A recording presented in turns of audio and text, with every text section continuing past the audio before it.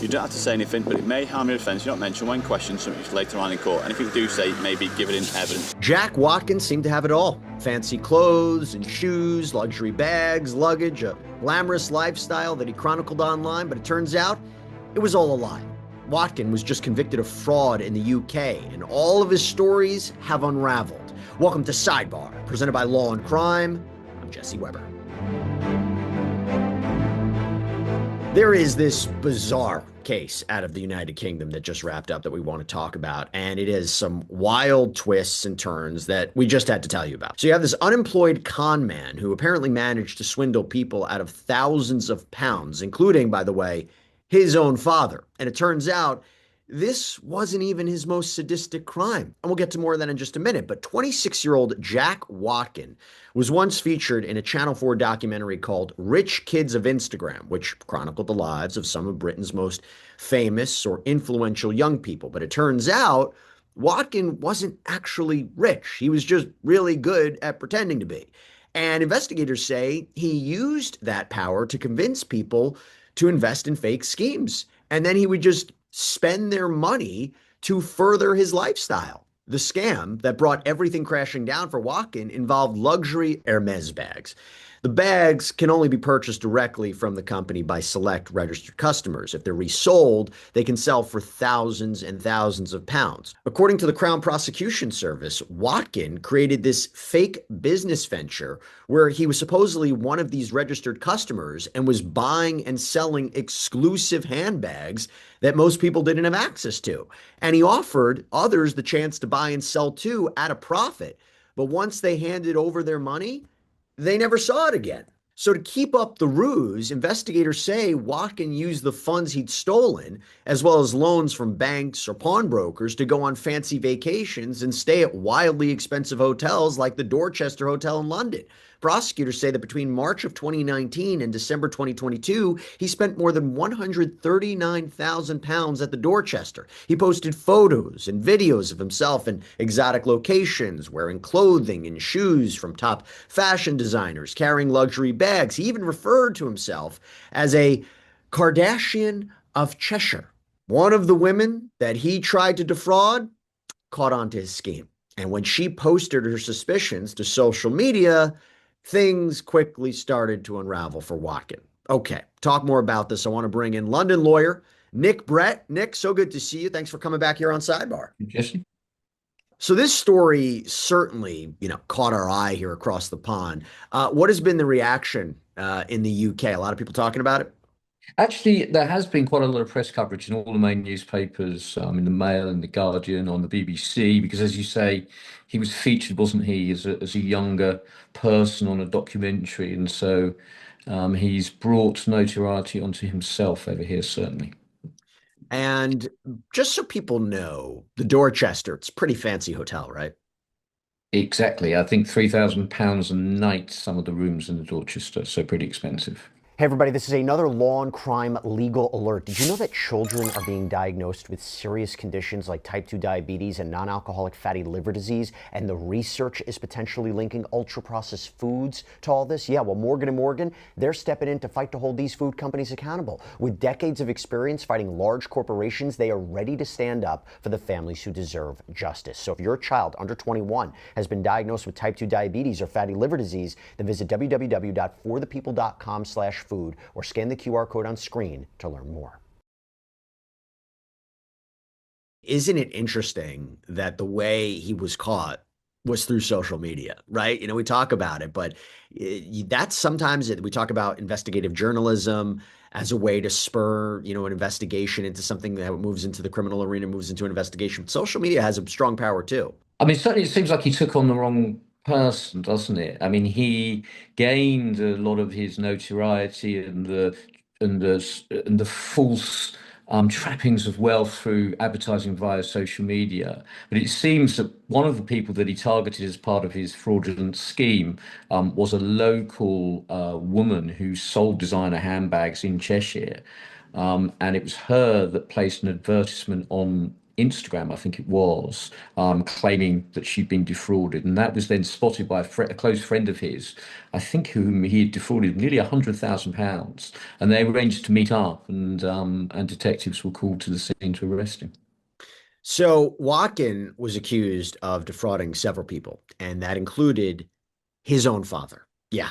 Now, this is just a whole other layer to this because this man claimed that he loaned his son £29,000 in 2019. And according to the BBC, Watkins' dad spent the next year asking for his money back, but never got it. Another victim was a barman who worked at Harrods. This is a big, big, multi-layered department store. If you haven't been, it's awesome. The BBC reports that he said that Watkin was a regular customer in the store, purported to be a millionaire. So when he asked the barman to loan him money, the victim thought, he was good for it. He wasn't. Senior Crown Prosecutor Laura Atherton broke it down in a statement, quote, Jack Watkin was a serial liar who funded his luxury lifestyle by defrauding others, including his own father and a longtime friend, of large sums of money over several years. He would tell his victims that he had connections that could source luxury goods for them, predominantly handbags such as Birkins and Hermes, or that he could get them himself.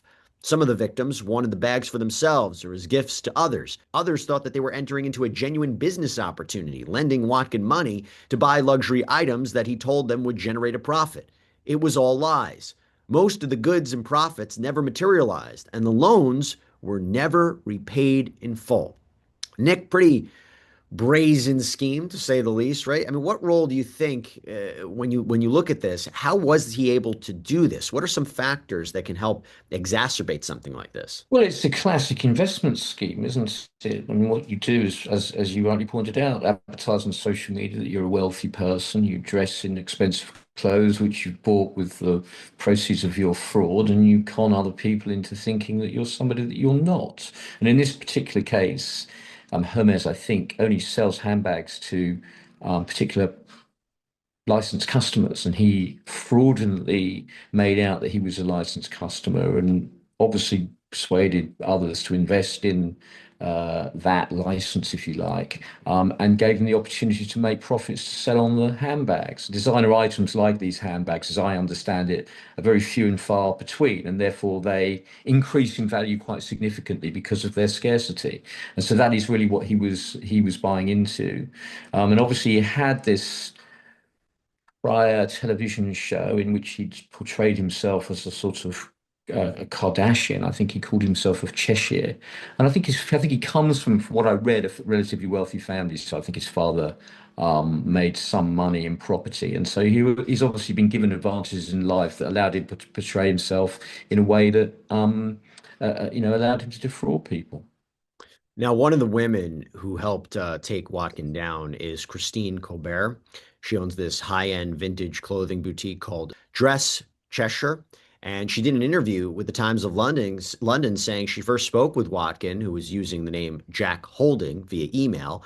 And she had assumed he was an older man, she told the Times. So she was shocked when a then 21-year-old walked in wanting to buy a bag that cost £35,000. But he was all smiles, he was charming, and Christine said he was very knowledgeable about the luxury goods industry.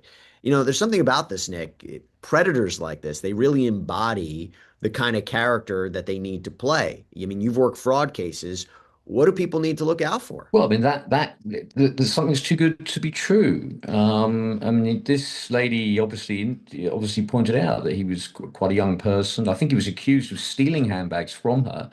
But it's a classic confidence trickster, isn't he?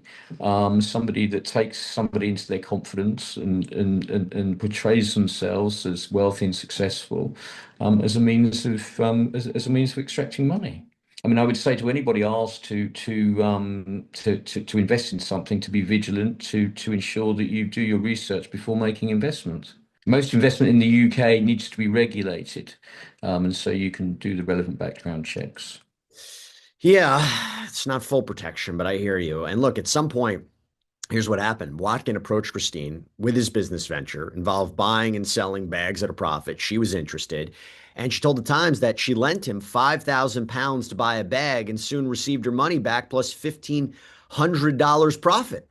But as she continued to do business with him, she says he defrauded her of at least 130,000 pounds over 2 years. She says he always had a reason why he couldn't hand over the money immediately. And he also stood her up when she tried to meet up with him in person. She told the Times he would make excuses. He was always ill, abroad, or entertaining. He would reassure me and say, "Don't worry, your money's going to come. I'm still going to return your bag." He was very clever at giving you hope. And she says at one point she even handed over a customer's handbag that she was helping them sell, which he'd offered to buy on behalf of his own client for more than 18,000 pounds. But when he only sent 11,000 pounds, she ended up covering the shortfall. She posted a warning on her Instagram account letting people know that they needed to be on the lookout for a man known as Jack. And an old friend of Watkins saw that post and reached out to her. Turns out she had been defrauded too. So they hatched a plan. Okay, the old friend would lure Watkin to a pub, then call police to come and catch him. So his arrest on March 18th, 2024 was captured on body cam footage that was released by the Cheshire Constabulary. I'll sit you in the car out of privacy. Gareth, you can. You don't manhandle me. I'm not going Jack, anywhere. I can assure you I'm not manhandling you. I've got hold of your arm in case you run off. That's standard practice. Run off. Jump in there. So you're going to be arrested now. So the time by my watch now is 11:54, and you're going to be arrested for further offences of fraud by false representation, possession of indecent images, making indecent images, distributing indecent images, possession of extreme porn, and prohibited images. So the time by my watch now is 11:54. You don't have to say anything, but it may harm your defence. You're not mentioned when questioned something later on in court. Anything you do say may be given in evidence. Jack, I'm going to have to put these cuffs on you for the journey, so keep your arms upstairs. So where are we going now? So going to the same way we went to last time, to the custody suite. Right? And then what? And then we're obviously going to interview you. So we'll deal with that matter now. I'll talk to you in a minute. We've got a long journey to talk about that, so give me 2 seconds. I want to know because I need to tell what you're doing. Well, I've just told you happening. At foreseeable future, you're going to be in our company for a good 6 hours. So that's where we're at the moment. Now, Christine told the Times that she was in a nearby car watching the scene unfold and said she jumped out with excitement, and that was something that she had waited years for. According to the Crown Prosecution Service, Watkin told investigators that it was actually his mother and an unnamed partner who were funding his lavish lifestyle, and that despite being declared bankrupt in 2023, he always intended to pay back all the money that he'd borrowed, but he just, needed more time. Now, Cheshire police released photos of several items they found in Watkins' possession following his arrest, including multiple luxury bags, sneakers. There's more. Nick, we see this time and time again in fraud cases. The scammer always just needs a little more time to get you the money, a little more time to get you the product, the outcome you were expecting. And do you think they become a little more sloppy? It also contains the classic confidence trick, doesn't it? That you give somebody a little bit of profit on the first transaction as a means of getting their confidence, and then you go on to defraud them by avoiding them and then claiming you're going to pay them back later on. But it turns out there's another part to the story, because when police started digging into Watkins' digital files after his arrest, they discovered something far more sinister: child sexual abuse material. Yeah, according to court documents, Watkin was arrested again in October 2024 on child sex crimes charges. He went to trial for those offenses earlier this year, was convicted of 5 counts of making indecent images of children, 2 counts of possessing indecent images of a child, possessing prohibited images, and possessing an extreme pornographic image. Wild turn to this, Nick. I mean, wild turn to this case, but not completely unexpected in the sense that when somebody is arrested and investigators start looking at their background and their digital devices, that can lead to additional charges or further investigation into other crimes, right? Absolutely. I mean, it's the police will always seize mobile phones and other devices. And I think in this case, what they found on the mobile phone was pretty unpleasant indeed. And as you've said, there were a number of indecent images of children, and he was convicted of those crimes following a trial and will be sentenced in due course together with the fraud allegations, almost certainly to a fairly lengthy term of imprisonment. Yeah, because what happened, right? So it turns out between his 2 arrests, the one in March, the one in October, Watkin violated his bail conditions by defrauding another man of more than 800 pounds.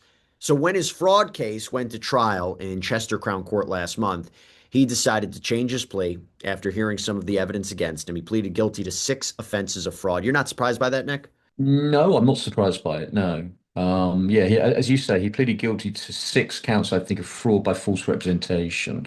Obviously, having seen the evidence and having no real reasonable grounds to defend the case, he would have been advised by his lawyers, no doubt, that he would receive some credit by pleading guilty to the offences rather than putting his victims through a trial, which would aggravate the judge and obviously also aggravate the potential sentence he would receive. And what is that going to be? Because he's going to be sentenced for the sex crimes case and the fraud case on September 3rd. Yeah. This is according to the BBC. What is he looking at? Well, a fairly substantial sentence of imprisonment. It's a little bit difficult for me to put numbers on that because I just don't know. I haven't seen the evidence. But it would seem to me that the sentences for the fraud are likely to be consecutive to those sentences for the indecent images because they're of a completely different character and totally unrelated. And so I'd imagine that a judge will impose one sentence on top of the other, and then he must take into account what is called totality. So he must consider what the total sentence is and ensure that that sentence is not too long in the circumstances. Is there mitigation that's available at a sentencing, and what would mitigation look like? Well, mitigation can really fall into three main schools, really. One is background. And so I don't think he has any previous convictions, possibly a drink drive or something quite minor I read about. Um, his The circumstances relating to the offending itself, I mean, possessing indecent images of children is not something that's likely to attract too much mitigation under any circumstances. Likewise, the way in which he set about defrauding his victims is also going to be seen in a pretty poor light. His personal circumstances, I know slightly less about, and it's slightly difficult to say whether or not there are sometimes issues relating to mental health or substance abuse or alcohol abuse, which can provide some explanation for the way in which people behave and can act as a mitigating feature. But I would consider that, having read the facts that I've read, that he would be looking at a fairly significant sentence of imprisonment, and quite rightly so. I mean, fraud is a very serious problem in the United Kingdom now, and police resources are quite limited. And I think the victims in this case were probably quite fortunate that 2 of them were as careful in the way in which they were able to bring him to justice as they were. Otherwise, the crimes may well have been undetected. And what happens at a sentencing? Do the victims have a chance to speak? Would he have a chance to speak? How does it work? Victims are ordinarily asked to make what's called a victim impact statement, and so they make a witness statement setting out the reasons, setting out how the crime has affected them. So the judge hears the victim impact evidence. He would hear the prosecution's a summary of the case and the offending and the potential financial implications of it, and then he would hear mitigation from the defence team, and then the judge would pass sentence. And following sentence, there may be what are called confiscation proceedings. So there may be a process whereby any assets that he has are confiscated from him in order to pay back to the victims, at least in part, their losses. Do you think there's anything he could say? Anything that he could say that would help him? I mean, I don't know enough about his personal circumstances. I certainly don't think there's anything he could say that would keep him out of prison for a fairly long time. I mean, it's really just a question of how long as opposed to whether he goes to prison. It's like a movie. In fact, it's like a movie. It really is like a movie. What happened here? And I'm sure they'll make a movie of this, won't they? They may well do. I mean, he's in prison at the moment, as I understand it. I think he was remanded in custody after his pleas of guilty. So I think he is waiting sentence in September in custody. Nick Brett, thank you so much for taking the time. Always good seeing you. Thank you very much for inviting me on, Jesse. Good to see you too. And that's all we have for you right now here on Sidebar. Everybody, thank you so much for If you're enjoying this story, kindly do us a favor and subscribe to our channel. It is free and won't cost anything, but it means the world to us. We're just a small channel trying to grow. Thank you, and back to the video.